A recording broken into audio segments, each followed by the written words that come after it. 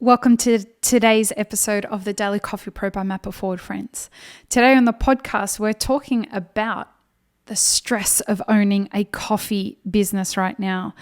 Man, is it stressful. It's stressful to own any business in the hospitality industry, but particularly a coffee business right now is proving to be, especially from the conversations that I've had. So I am basing a lot of what I'm talking about today from firsthand conversations I have had with a ton of business owners right now in the coffee industry. And here is some of the things that I am hearing and seeing firsthand. The stress levels of owning a coffee business at the best of times are super high. The reason they're super high is because we have such razor thin profit margins that people usually get into the industry basing their business decisions on margins that relate to the cost of goods analysis that they're doing rather than the cost of goods plus the cost of doing business. So people get into the industry thinking that they are going to have margins upwards of 20%. Now, that is just so far away from the truth that when I spend a lot of time convincing people that that's not true, they typically don't believe me. Most people get into the industry thinking that they're going to make lots and lots of money in the coffee business because of two reasons. They think the margins are really high, and because they believe labor's so cheap and so easy that they could get anybody to do it. And of course, if no one's going to do it, coffee's so easy, they'll do it themselves. They get into the business and they realize it is so much harder than that.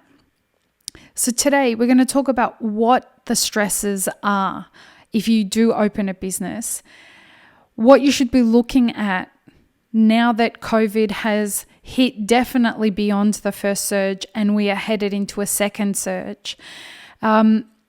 And how, if you need to press pause, whether you should press pause or not, how you go about pressing pause and the consequences of the pandemic, the second surge of the pandemic going long term.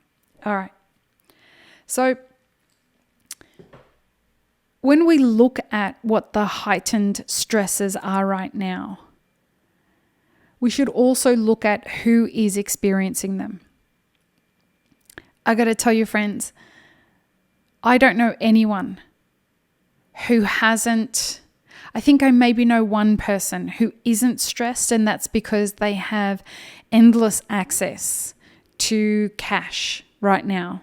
They are doing this with somebody who is funding them and just is determined that their business is going to go ahead no matter what. Everybody else, whether they have VC funding, whether they've got loans, no matter what, even if they didn't have any debt before this, are still incredibly stressed. And the reason they're incredibly stressed, number one, money. Razor thin margins, going too many months without knowing how you're going to operate at 20% capacity, 30% capacity, or even 50% capacity. The indefiniteness of this current situation is really freaking people out, rightfully so. On top of that, safety is the next thing that's causing a huge stressor. People are concerned. How do they know that people are counting on what local officials are telling them, but how do they know that they are not putting themselves and their staff and their customers in harm's way? We have seen local officials time and time again refresh the information that they had and change it, because what they're saying is, based on the information that we had access to, we now know that what we were telling you is not correct. This is the new information. And so while we can all only go on the best information that we have, that is causing a lot of stress for all of us, because anyone who is working in a cafe is a frontline worker. Anyone who is delivering roasted coffee wholesale to cafes is a frontline worker. Now, that can't not be stressful. A sub-stressor of that is the idea that business owners could potentially be sued. And, I live in a country where people will sue at the drop of a hat. Whether they have a good enough reason to do so or not, they will sue you just in case they will win. So employers are stressed about if they give a directive that gets somebody sick, they may be sued because of that. So whether they tell people that they are allowed to wear masks or they must wear masks, are they infringing on someone's constitutional rights or not? It's a grey area. And that could lead to somebody being sued. So number 1 is financial. Number 2 is safety. Number 3 is supply chain issues. People are concerned about what happens with a second surge from a coffee value chain perspective and from the rest of their suppliers. How are they going to get access to what they need to execute on the models that they want to execute on? Do you continue to be a kind of alternative grocery store? Is that going back to the second thing where you're putting people at risk by having a grocery store situation? I have spoken to, over the last couple of weeks, people who have exhibited those stresses: cash, safety, and logistics.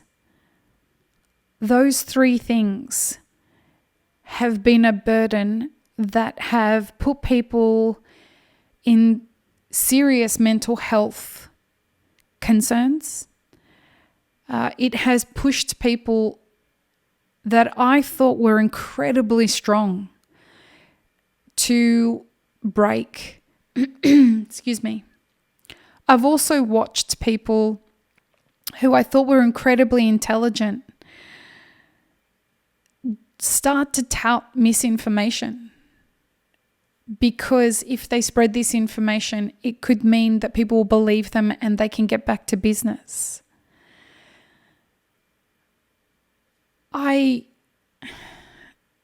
Of the conversations that I had, excuse me, there were some discussions that I had that led to me advising, whether they be clients or friends, advising them to press pause on their business. A lot of people were telling me that they just can't take it anymore. They can't take the stress. They don't want the stress of knowing that if their employees come to work, some of them may get sick, and if any of them die, they couldn't live with that on their conscience. Friends, I want you to know that these concerns are reasonable. These concerns are real, and they aren't just normal everyday stresses. Add to, on top of the pandemic, what's happening with regards to the racial demonstrations that are happening, and your stress is accelerated beyond coping. Now, if you're finding that that's what is happening to you, I want you to consider the plausibility of just pressing pause on your business and what that looks like. You don't have to discuss it with anybody else, but at least entertain the idea of being able to do that for yourself. Pressing pause on your business at a moment like this, no one would begrudge you if you had to take those steps.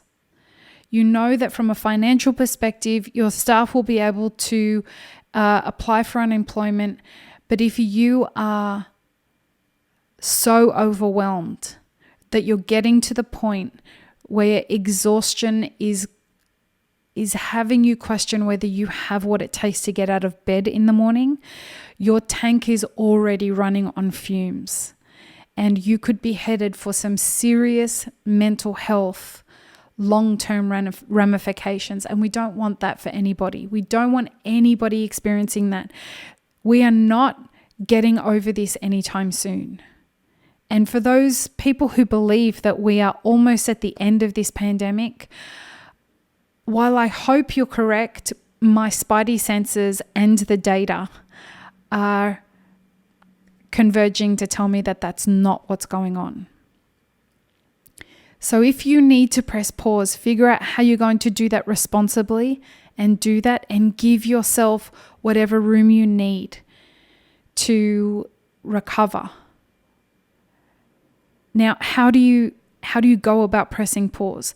First of all, go and have conversations with the people who you will be financially indebted to. So that's your landlord, that's your suppliers, that's your banks, all of the people who you will have to pay money to and put that on pause for. This is the time where they will understand, hopefully, that what you're experiencing. Have the conversation, the preemptive conversation with them, so that you know what it looks like should you choose to press pause. I'd also recommend that if you have been looking for a way to get out of your business and have not known how to do that, I've had a number of conversations over the last couple of months with people that are telling me, I really want to just close my business, and I don't know whether that's going to make me look like a failure. And just having permission to close has been a big relief for people. If you need to close your business and you need permission to do so from somebody, consider this permission. We are in extremely far from business as usual situations, circumstances. So if you need to close your business, use the pandemic as the reason that you decide to do that. If you've done everything that you can to keep your business afloat and to keep the people that work for you employed, then you've done everything that you can do before it destroys you. And I've seen this pandemic already come close to doing that to many business owners. Take the permission that you need to do it. This is so exhausting for all of us, and we have months left ahead of us. So do the right thing. The longer you stay in business making a loss, all you're doing is making the bills bigger that you won't ever be able to pay back. And that's going to cause even more stress for everybody involved. Now, the consequences of delaying this decision making is detrimental to everybody involved. If you don't have the revenue stream coming in to cover your payroll and to cover your debts, this is going to be a mess, not only for you, but for everybody involved. So find a way to put your business on pause. Do the responsible thing. Talk to everybody involved. Find out what they need and what it looks like for them if you have to put things on hold. And then go about the business of of being responsible to yourself and to them by putting your business on pause if you need to. These are really stressful times, friends. And if you're feeling the exhaustion right now, you're not alone. We are all in this together. Peace, love, and peanut butter. Have an amazing rest of your day.